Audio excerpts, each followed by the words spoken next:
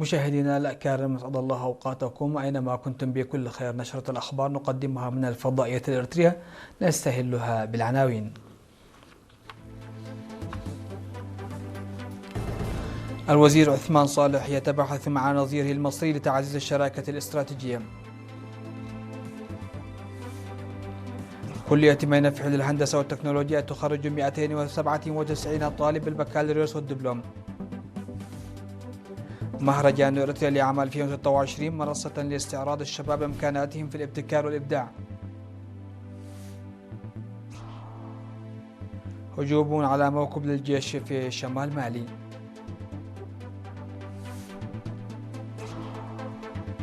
روسيا توجه ضربة صاروخية واسعة للموانئ والمواقع الطاقة ومصانع المسيرات في أوكرانيا.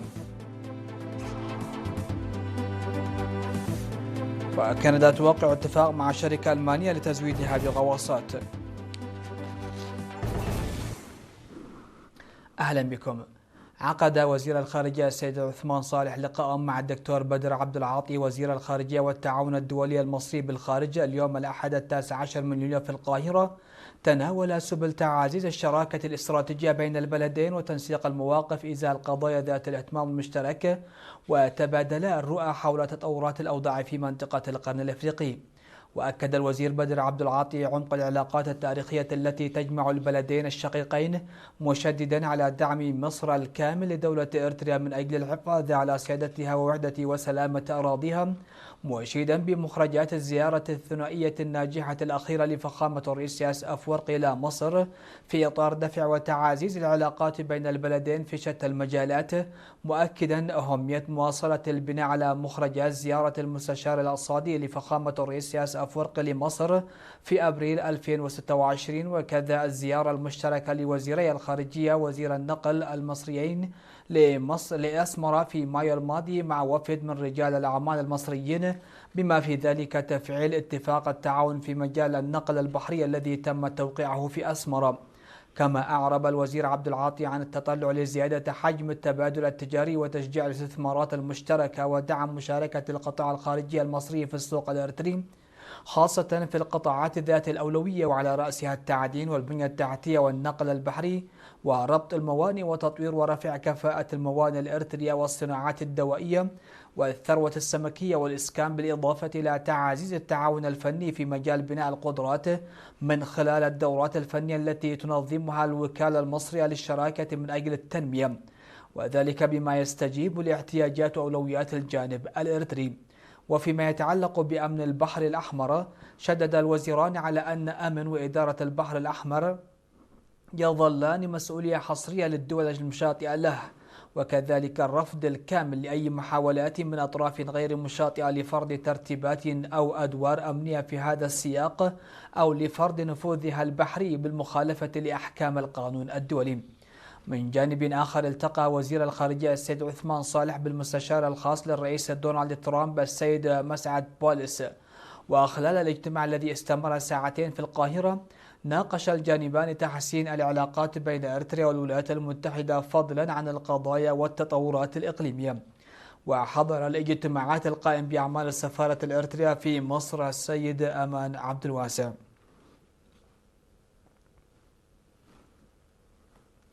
خرجت كلية مينفح للهندسة والتكنولوجيا يوم أمس 297 طالب وطالبة، شكلت الإناث 25% منهم بدرجات البكالوريوس والدبلوم، وذلك خلال حفل التخرج 19 للكلية يوم أمس 18 من يوليو.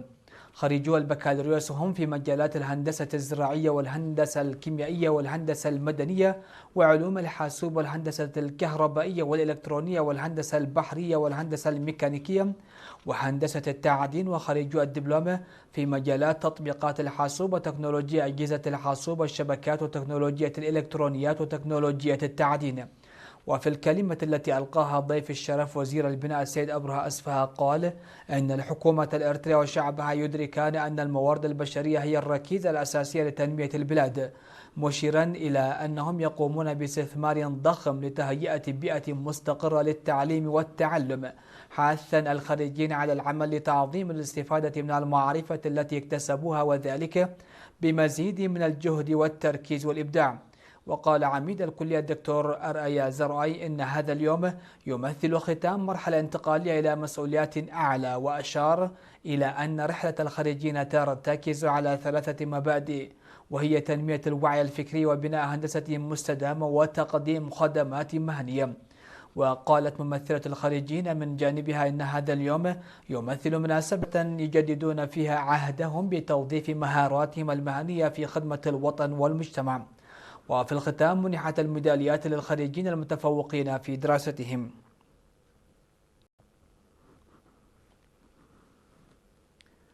تعد الابتكارات والاختراعات بالإضافة إلى تكنولوجيا الذكاء الاصطناعي المعروضة في مهرجان إريتريا لعام 2026 دليلا على الإمكانات والكفاءات التي اكتسبها شبابنا.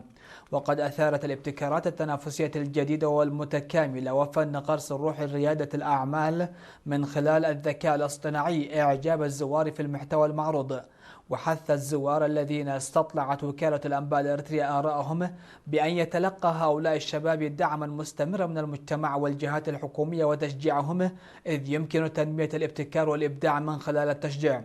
وصرح المهندس لؤي الكيداني منسق جناح الابتكارات والحرف لعام 2026 لوكالة الأنباء الإريترية بأن الابتكارات ال35 المعروضة في الجناح تساعد المجتمع في أنشطته اليومية، وتشمل المعروضات آلات لطحن القصب ودرس الذرة الشامية لضمان أمن الأعلاف الحيوانية، وآلة لمعالجة الفحم المستخرج من النفايات المتراكمة، وزيتا للشعر مصنعا من الأوراق والخضروات والحبوب، وهياكل موفرة للطاقة وآلات أخرى، وجهازا لقياس المسافات، بالإضافة إلى تقنيات تصدر ضوضاء إلكترونية لا تتحملها الفئران وأجهزة أخرى.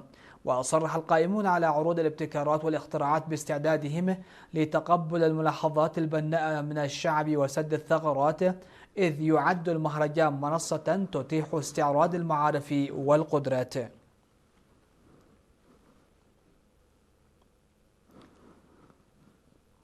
قيم المجلس المركزي للجمعية الوطنية لذوي الإعاقات العقلية والنمائية في إريتريا أنشطته في 17 من يوليو. وفي كلمتها خلال الاجتماع الذي حضره مسؤولي الأقاليم الستة، قالت رئيسة الجمعية السيدة يبريت بره عالم يعبيم أن أنشطة المجلس المركزي تهدف إلى تهيئة بيئة شاملة تتيح للأشخاص ذوي الإعاقة أن يصبحوا منتجين وفاعلين ومشاركين بعيدا عن الأحكام المسبقة والعزلة. ومن جانبهم قدم المسؤولون الإقليميون توضيحات ركزت على تنظيم الأعضاء الجدد ونوعية برامج إعادة التأهيل المنفذة والخدمات التعليمية والصحية والاجتماعية. ووفقا للتقارير قامت الجمعية بالتعاون مع شركائها بتأهيل 69 أسرة محوجة من خلال تزويدها بالماشية. وفي الختام وبعد مناقشة نقاط القوة والضعف في تنفيذ البرامج، أقرت اللجنة المركزية قرارات وتوصيات مهمة. وحث السيد داوي سلمون مسؤول قسم مراقبة الجمعيات الوطنية في وزارة العمل والرعاية الاجتماعية الجمعية الوطنية لذوي الإعاقات الذهنية والنمائية في إريتريا على تكثيف جهودها في تنفيذ أنشطتها استنادا إلى نظامها الأساسي. قال خريجو كلية حمل مال الزراعية إنهم سيعملون بجد ضمان الأمن الغذائي. ففي تصريحات أدلوا بها لوكالة الأنباء الإريترية تعهدوا بالعمل بجد مستعينين بالدروس العملية والنظرية التي تلقوها في الكلية لتحديث أساليب الزراعة التقليدية التي يتبعها مزارعو البلاد، وذلك بهدف زيادة الإنتاجية من حيث الجودة والكمية. وأشاروا إلى العمل مع المزارعين في ظل عصر العلم والتكنولوجيا الحالي، وذلك لاستنباط محاصيل مقاومة للجفاف ونقص الأمطار، وتطوير الزراعة المروية مع الحفاظ على المياه والتربة وضمان توفير غذاء آمن ومغذي للجميع، وتأمين إمدادات الخضروات والفواكه في الأسواق، وتنفيذ برامج التشجير وإعادة التشجير، بالإضافة إلى ضمان صحة الحيوانات. من جانبهم شجع أولياء الأمور الخريجين على العمل بجد لخدمة شعبهم ووطنهم ولأجل أنفسهم. وفي الختام عرب الخريجون عن امتنانهم للشعب والحكومة على ما قدموه من مساعدة وعلى البيئة التعليمية المستقرة التي وفروها، مؤكدين بأن ذلك يشعرهم بمزيد من المسؤولية وسيعملون بجد أكبر. هذا وقد خرجت كلية حمل مال الزراعية 375 طالب بمن فيهم 20 طبيبا بيطريا، وذلك خلال حفل تخرجها 19 في 16 من يوليو. ألقيت محاضرات موجهة إلى القادة الدينيين ومسؤولي الضواحي في مديرية فورت أوساوا تهدف إلى احترام حقوق النساء والأطفال والقضاء على ممارستي الختان وزواج القاصرين. وقال السيد إدريس محمد مسؤول مكتب العمل والرعاية الاجتماعية إنه على الرغم من أن الحملات الجارية تحدث تغييرات إيجابية إلا أن هناك حاجة إلى تضافر الجهود للقضاء على هذه الممارسات في المناطق النائية. وحث القائم بأعمال مدير مديرية فورت أوساوا السيد أرجاي مبرهة القادة الدينيين ومسؤولي الضواحي على التعاون للحد من الآثار النفسية والجسدية المترتبة على ختان الإناث وزواج القاصرين وغيرها من الممارسات الضارة. من جانبهم أكد المشاركون أن القضاء على الممارسات الضارة التي تلحق أذى جسيما بالنساء يعد مسؤولية وطنية، وحث المجتمع على الانخراط بفعالية في هذا الصدد. وفي الوقت نفسه وفر مكتب العمل والرعاية الاجتماعية في المديرية عربات كارو ل8 من قدام المحاربين المعاقين، وذلك وفقا لما ذكرته وكالة الأنباء الإريترية. مشاهدينا الأكارم، فاصل ومن ثم نعود لمتابعة الأنباء على الصعيد العالمي.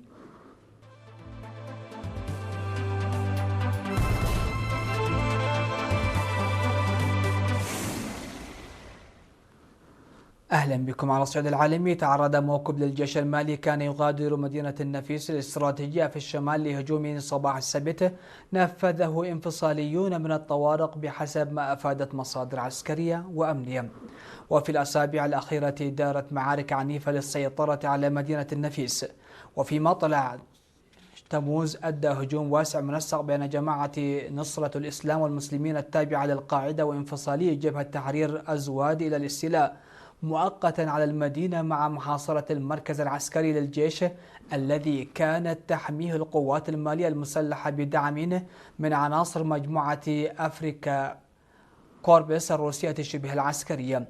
وقال مصدر عسكري في قول وكالة فرانس بريس: تعرض موكبنا الذي كان يغادر النفيس باتجاه قاو لهجوم هذا الصباح في تبانكورت، وما زالت المعارك جارية وهذا كمين نصب للجيش.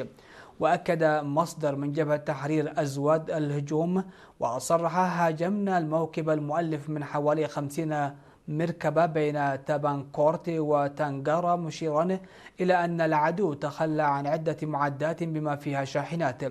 ومنذ انقلابين متتاليين في 2020 و2021 يخضع البلد لحكم العسكر الذي تعهدوا بإعادة الأمن وصون سلامة الأراضي. أعلنت وزارة الدفاع الروسية توجيه ضربة ليلية واسعة لمواقع البنية التحتية والطاقة والموانئ والصناعة العسكرية ومراكز تجميع وتصنيع المسيرات ولوجستيات قوات كييف في أوكرانيا. وأضافت أن القوات الروسية شنت هجوما واسع النطاق على البنية التحتية في ميناء يوغني بمقاطعة أديسا المستخدم لتسليم وتخزين الشاحنات العسكرية والوقود. وأشارت إلى أنه خلال الضربات الليلية تم إصابة مصنع راديو نيكس لتجميع وتصنيع المكونات الإلكترونية في كييف الذي ينتج أنظمة توجيه لصواريخ فلامينغو المجنحة وصواريخ FP7 و FP9 العملياتية التكتيكية وصواريخ نبتون الموجهة ونظير صواريخ S-300 الموجهة المضادة للطائرات والصواريخ ومصنع الصواريخ والفضاء لتصنيع أنظمة التحكم بالصواريخ. وأكدت وزارة الدفاع الروسية إصابة مركز نوفايا بوشتشاسا اللوجستي في كييف لتخزين المنتجات ذات الاستخدام المزدوج وإنتاج المسيرات والأنظمة الروبوتية وأنظمة الحرب الإلكترونية.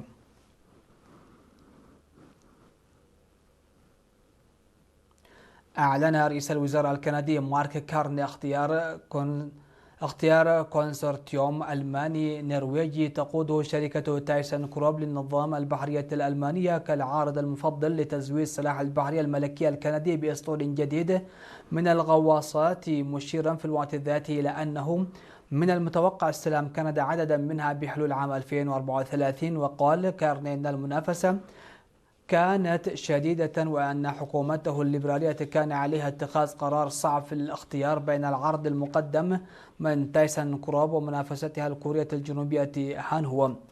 ووصف كارني صفقة الشراء بأنها الأكبر في تاريخ كندا، مضيفا أنه سيكون لها أكبر تأثير اقتصادي في مختلف أنحاء كندا وبفارق كبير مقارنة بجميع صفقات المشتريات السابقة.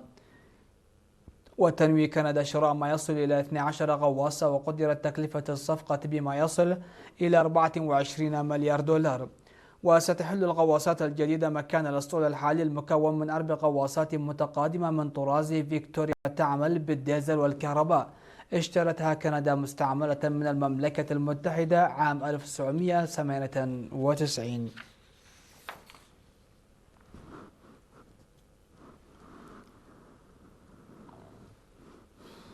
أفادت وكالة ريا نوفستي نقلا عن صحيفة إنديان إكسبريس بمقتل 12 شخصا نتيجة الفيضانات المفاجئة التي ضربت منطقة جامو وكشمير في الهند. وذكرت الصحيفة أن الفيضانات جاءت نتيجة أمطار غزيرة ومتواصلة شهدتها منطقتا راغوري وبونش، وما أدى إلى تدفق كميات كبيرة من المياه في المناطق المتضررة.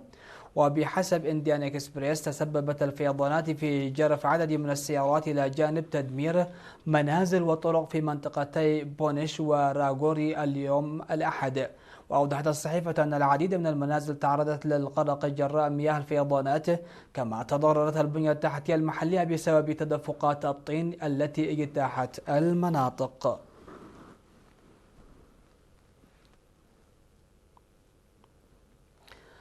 مشاهدينا الأكارم، نختم نشرة هذه الفترة بالتذكير بأهم وأبرز العناوين. الوزير عثمان صالح يتباحث مع نظيره المصري لتعزيز الشراكة الاستراتيجية. كلية ما ينفع للهندسة والتكنولوجيا تخرج 297 طالب بالبكالوريوس والدبلوم. مهرجان إريتريا يعمل 2026 منصة لاستعراض الشباب إمكاناتهم في الابتكار والإبداع. هجوم على موكب للجيش في شمال مالي.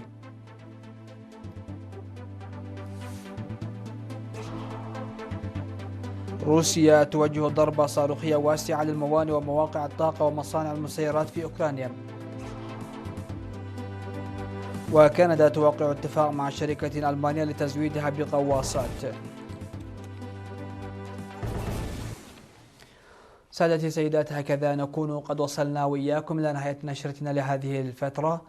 شكرا لحسن الإسماع والمتابعة. دمتم في أمان الله.